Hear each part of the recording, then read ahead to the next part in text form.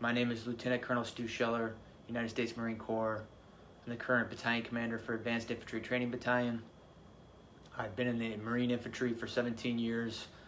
Started my tour with Victor 1-8. It's the current unit that's doing perimeter security, dealing with the mess that's going on there. You can see open source reporting that there was an explosion and some people were killed. I know through my inside channels that one of those people that were killed was someone that I have a personal relationship with. Won't go into more details because the families are still being notified. Not making this video because it's potentially an emotional time. Making it because I have a growing discontent and contempt for my perceived ineptitude at the foreign policy level, and I want to specifically ask some questions to some of my senior leaders.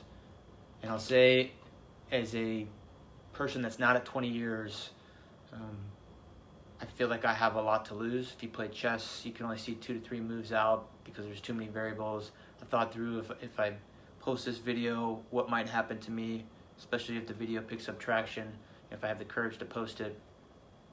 But I think what you believe in can only be defined by what you're willing to risk.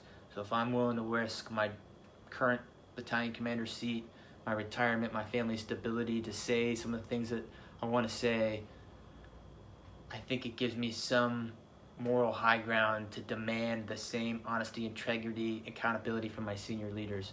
And so I want to start with, we'll just use the Marine Corps. We'll just stick with the Marine Corps. So in the current fallout of Afghanistan, a lot of Marines were posting on social media, and in response to that, the Commandant published a letter, which is the service chief of the Marine Corps. And I want to read from it. It was dated 18 August, so only a week ago. The Commandant, sir, you wrote, "Some of you may be struggling with the simple question, was it all worth it? We want you to know that your service is meaningful, powerful, and important. You fought for the Marine to your left and the Marine to your right. You never let them down." Then you go on to say that if we're struggling, we should seek counseling, which I get it. People have killed people.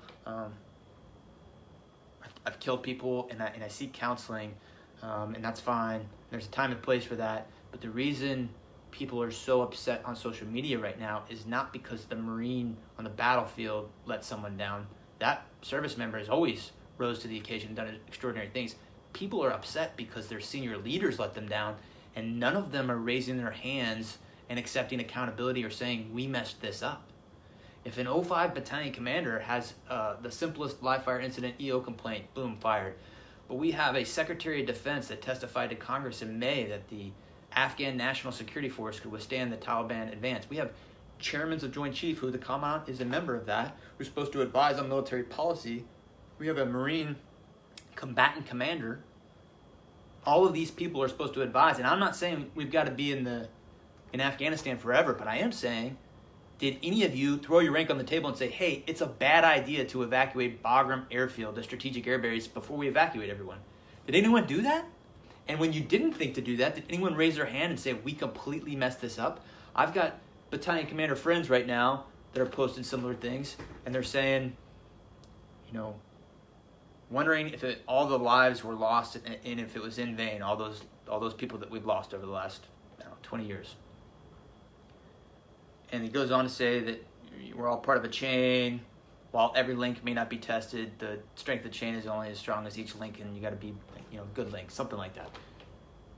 And what I'll say is, and from my position, potentially all those people did die in vain if we don't have senior leaders that own up and raise their hand and say, we did not do this well in the end.